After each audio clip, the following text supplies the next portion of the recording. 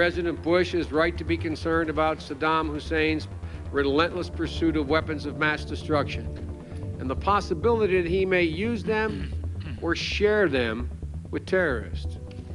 Other regimes hostile to the United States and our allies already have or seek to acquire weapons of mass destruction. This was Joe Biden in 2002, speaking as chair of the United States Senate Committee on Foreign Relations.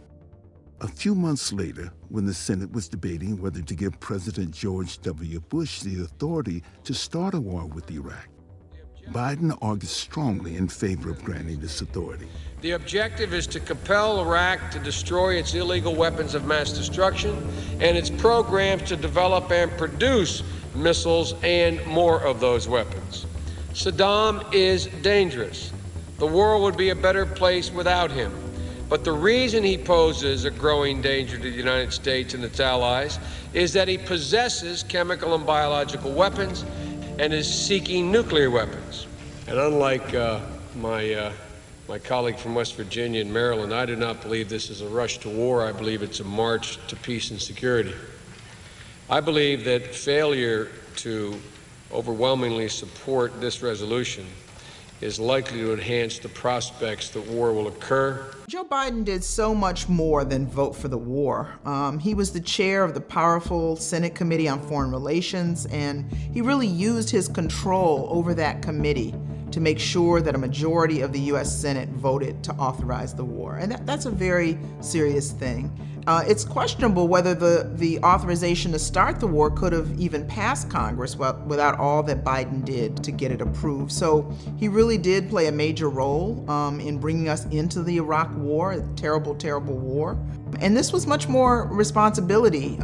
He bears much more responsibility than many other senators who simply voted for it. Of course, the statement about chemical, biological, and nuclear weapons were false. And many experts already concluded this at the time of the Senate hearings, but Biden didn't allow these experts to testify. That's really significant. As chair of the Foreign Relations Committee, Biden was able to control the Senate debate on the war, and therefore much of the information that most senators received and that major media outlets reported was really distorted. There were other Democrats in the Senate who wanted to put limits on Bush's ability to start a war in Iraq. For example, if there was no imminent threat to the United States and the United Nations did not authorize a war, then President Bush would have to come back to Congress for another resolution. But Biden shot this down. So the reason why I oppose the amendment of my friend from Michigan is because the basic premise upon which I began is consistent with where my friend from Connecticut begins, and that is that the threat need not be imminent for us to take action. That's authority we're about to delegate to the president. So the fact that he would take such a stridently pro-war position, that he would use that role to limit the debate the way he did, played a major factor in getting enough defections from the Democratic majority to join with almost unanimous Republican support to make the war resolution pass. As a result, I don't think it would be unfair to say that Biden played a more important role than probably anybody in Congress in making the Iraq War possible. The idea that Iraq, which had been rid of its non-conventional weapons and weapons programs and weapon systems, that was under the strictest sanctions of any nation has ever experienced, was somehow a threat to the United States and the far side of the world is totally absurd. I mean, totally ridiculous. I mean, the fact that an educated person like Joe Biden with foreign policy experience would believe that, it really defies the imagination. I was in the Iraq War twice and the Afghan War once. You know, for veterans, these wars have had an impact that lasts for our whole lives. The Iraq War, almost 4,600 American soldiers were killed there. I think as of the first month of 2020, I think that the total number is 4575. And that's just the direct number killed because war has been privatized and contracted out, and companies are making money off of it. The estimates are that a similar number, about 4,500 contractors, men and women who were doing jobs in the military that in past wars soldiers would have been doing, were also killed in Iraq. So when you look at the number killed, you have to look at, say, 9,000 rather than 4,500. That does not take into account the suicides. The suicides from these wars, based upon Veterans Administration data, runs between 9,000 and 10,000 killed by suicide. We've also had, tens of thousands of men and women wounded in action. I had Marines in my command who were hit by roadside bombs 9-10 times during a deployment. This is why I think so many of us who were in these wars are so disgusted by the political system, so upset and furious that people who were responsible for these wars, who had a constitutional responsibility for oversight, just went along with the groupthink, just got rid of any intellectual honesty or moral honesty. ISIL is a direct outgrowth of Al-Qaeda in Iraq that grew out of our invasion, which is an example of unintended consequences, which is why we should generally aim before we shoot. We decapitated the government there, left no indigenous leadership, and that not only allowed all sorts of groups within Iraq to revolt against what they saw as an illegitimate occupier, but it attracted jihadist fanatics from around the world. They looked at Iraq and saw, here's the place where we can go kill American soldiers. And they poured in. They're gaining experience for future wars. So without the sin of the Iraq invasion, we wouldn't be dealing with ISIS today. The first time in my 27 years in intelligence, the first time I have ever heard of a Vice President of the United States going out to CIA and sitting down with desk-level analysts, sitting down and debating with junior-level analysts and pushing them to find support for something he personally believes, that Saddam was trying to acquire uranium. That, to me, is pressure, and that's intimidation. And they're not going to say, well, Mr. Vice President, you're full of it. So they were manufacturing the case in the bowels of the CIA for Saddam Hussein's possession of weapons of mass destruction. And in the United States Congress. One of the false stories that the Bush administration used to promote the war with Iraq was that Saddam Hussein was actually connected with Al-Qaeda, the perpetrators of the 9/11 attacks.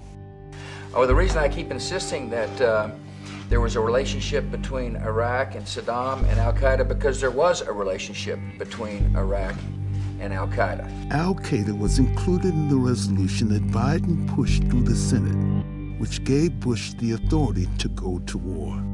Anybody who had the slightest knowledge about that region would realize the absurdity of the connection between Saddam Hussein and Al-Qaeda, who actually were bitter enemies.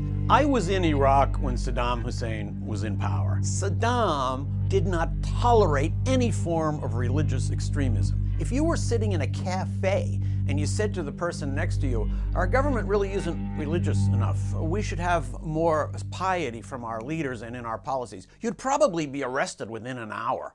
There was no chance of Al-Qaeda or any kind of religious extremist group from getting a foothold in Iraq while Saddam Hussein was in power. After Bush invaded, Biden continued to support the war for years. Some of my own party have said that it was a mistake to go to Iraq in the first place, and believe that it's not worth the cost, whatever benefit may flow from our engagement in Iraq. But the cost of not acting against Saddam, I think, would have been much greater. And so is the cost, and so will be the cost, of not finishing this job. The President of the United States is a bold leader, and he is popular. The stakes are high, and the need for leadership is great. I wish he'd use some of his stored-up popularity to make what I admit is not a very popular case, but I and many others will support him. 9 months ago, I voted with my colleagues to give the President of the United States of America the authority to use force. and I would vote that way again today. It was a right vote then, and to be a correct vote today. I think in the United States, Biden represents a kind of a long-standing bipartisan commitment to U.S. preeminence on the global stage, in which the U.S. acts as the policeman of the world. I think a lot of Americans are frustrated by this position. They want to have a different kind of relationship to the world, and they want a leader, a president, and a Congress that can present a vision of prosperity for all Americans. I think that only happens when we break with this cycle of endless wars. It is going to be very difficult, I think, for a Democratic Party candidate who basically reiterates the status quo of endless military interventions, endless wars in the Middle East, to win against Donald Trump. At the time of this debate, I was a member of the Senate Intelligence Committee.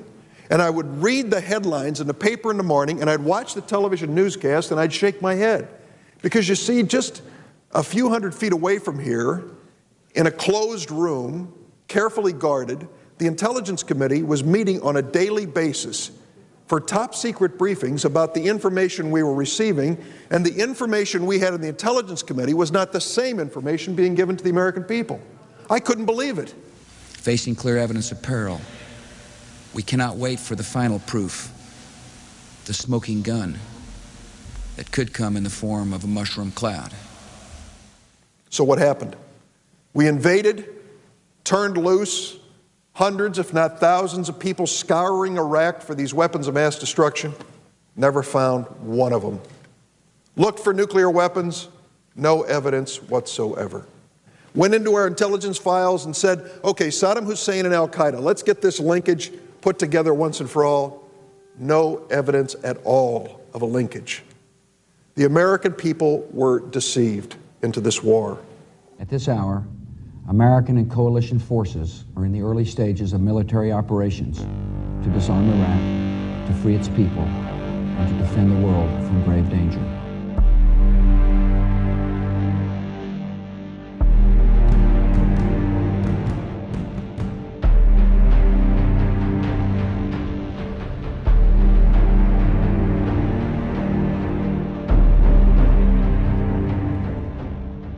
The costs of the Iraq War were enormous. More than 4,500 American soldiers, as well as thousands of military contractors, were killed. Tens of thousands of U.S. soldiers were wounded. Hundreds of thousands of Iraqis, and by some estimates, more than 1 million were killed. And the war created massive instability, including more wars and terrorism throughout the Middle East and North Africa. If we can make the case that the threat is real and dire, that a free and democratic Iraq, if it could be accomplished, could have a cleansing impact on that part of the world and make our life easier significantly down the road, which I think could be made in an ideal circumstance. Not even an ideal, if we do things right. That it is worth the price.